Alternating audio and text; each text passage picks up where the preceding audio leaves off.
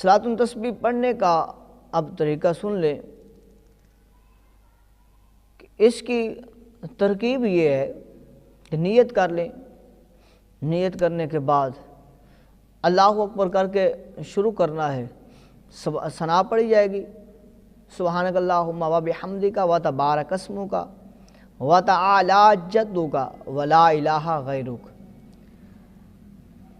اعوذ باللہ من الشیطان الرجیم، بسم اللہ الرحمن الرحیم.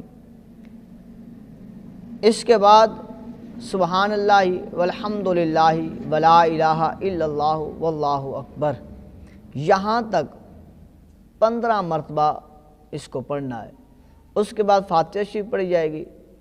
فاتحہ شریف پڑھنے کے بعد کوئی سی صورت ملانی ہے.